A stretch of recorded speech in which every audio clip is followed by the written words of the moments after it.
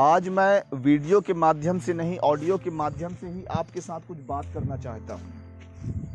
आज मैं एक बहुत ही गहरी बात आपके साथ करना चाहता हूँ। यदि आपके पास समय होगा, यदि आपको अध्यात्म और भक्ति में रुचि होगी, तो आपकी इस पूरी चर्चा को आप जरूर सुनिएगा। मेरे प्यारे मित्रों, आज मैं योग और भक्ति दोनों की तुलना करना चाहता हूँ। मैं दोनों में यह बताना चाहता हूँ कि कौन सा मार्ग, योग मार्ग या फिर भक्ति मार्ग, इन दोनों में से कौन सा मार्ग सही है। मेरे प्यारे मित्रों, आप जानते हैं कि मुक्ति प्राप्त करने के लिए ज्ञान मार्ग, भक्ति मार्ग और योग मार्ग होता है। तो मैं आज तुलना करूंगा भक्ति और योग की, इनमें से कौन सा मार्ग सही है।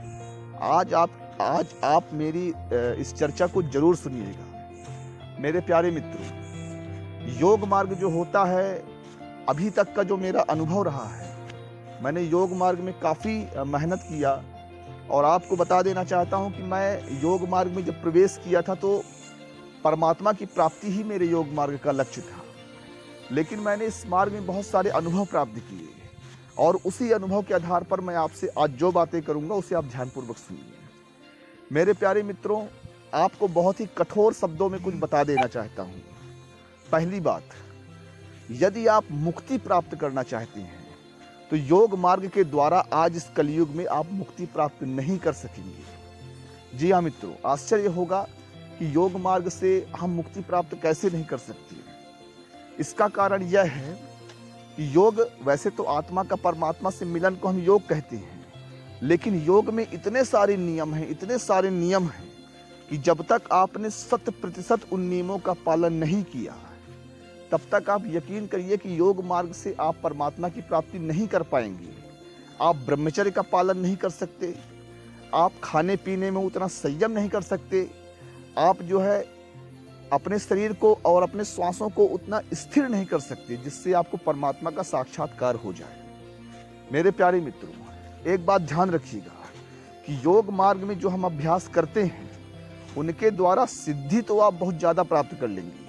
थोड़े से योग के अभ्यास से आप सिद्धियां प्राप्त कर लेंगे, आप शक्तिमान हो जाएंगे, आप दुनिया पर राज करेंगे। ये सारी चीज़ें आप योग मार्ग से बहुत जल्दी कर लेंगे। लेकिन आप परमात्मा की जहाँ तक बात है, तो वो जो एक निराकार ब्रह्म होता है, योग मार्ग में निराकार ब्रह्म को पाया जाता है, तो वह निराकार ब्रह्म तक आप नहीं पहुँच सकते, क्योंकि इसमें इतना ज़्यादा त्याग है योग मार्ग में और इतनी ज़्यादा मेहनत है कि आप नहीं कर पाएंगे उसे। आप योग मार्ग में जैसे आप ब्रह्मचर्य, आप नहीं कर सकते उस लेवल का ब्रह्मचर्य का पालन।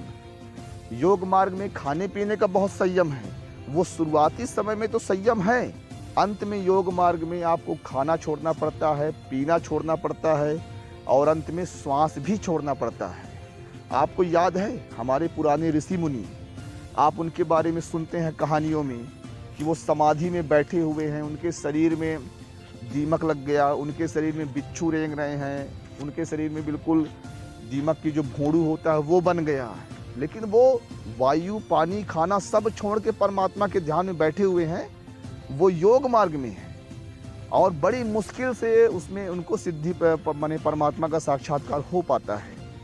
तो कहने का सारांश यह है कि अगर आपको पावर चाहिए, आपको सिद्धि चाहिए, आपको दुनिया पर राज करना है, तो योग मार्ग आप अपनाइए। लेकिन अगर आप मुक्ति चाहते हैं, परमात्मा को चाहते हैं, तो मुझे लगता है कि आप योग मार्ग में चूक जाएंगे।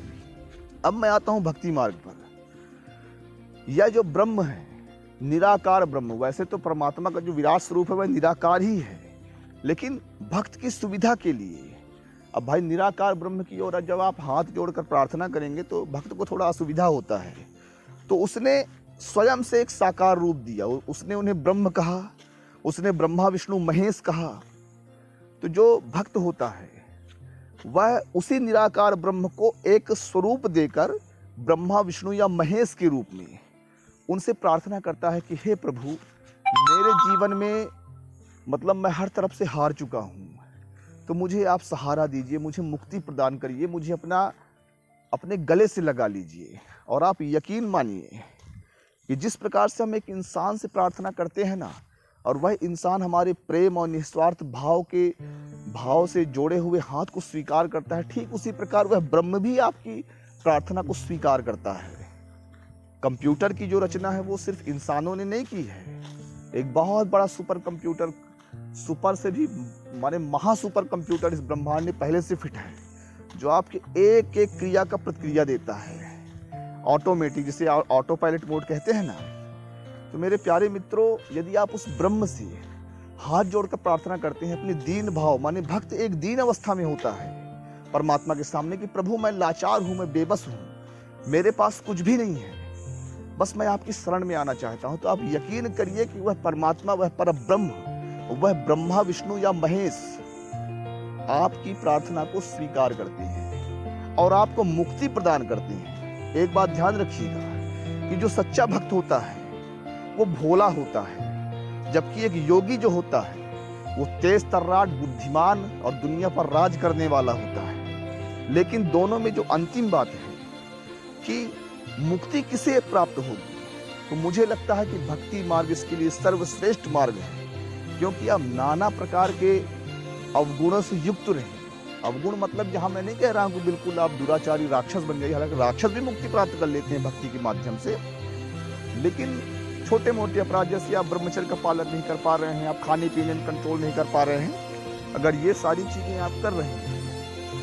तो यकीन मानिए कि आप इसके बाद भी भक्ति मार्ग के द्वारा अपना कल्याण कर सकते हैं। और योग मार्ग में ऐसा संभव नहीं है। योग मार्ग में आपको कठोर से कठोर तपस्या करना होगा, उसके बाद भी शायद आप मुक्ति प्राप्त कर सकते। तो मेरे प्यारे मित्रों, निष्कर्ष यह है, यदि आपको जीवन में सिद्धि का आनंद लेना है, पावर का आनंद लेना है, एक क्वालिटी ऑफ लाइफ का आनंद लेना है, तो आपके लिए सबसे अच्छा तरीका है योग मार्ग। लेकिन आपको यदि परमात्मा का प्यार चाहिए तो सरल मार्ग है भक्ति मार्ग। तो इससे चुनाव आप पे निर्भर करता है कि आप क्या प्राप्त करना चाहते हैं। मैं किसी की निंदा नहीं करता हूँ, योग मार्ग के द्वारा भी मुक्ति प्राप्त होती है, लेकिन मार्ग है बहुत कठिन, इतने नियमों की उसमें माने रुकावटें हैं, उस नियम को पार करना मुझे लगता है कलयुग के लोगों के लिए संभव नहीं है। हाँ, सिद्धियां तो आपको भर भर की झोली मिलेंगी योग मार्ग में। तो मेरे प्यारे मित्रों, मुझे लगता है कि आज की जो चर्चा है, जिसे मैंने सिर्फ ऑडियो के माध्यम से आपके सामने रखा है, आपको अच्छी लगी होगी। और आप सभी को प्रेम पूर्वक नमस्कार।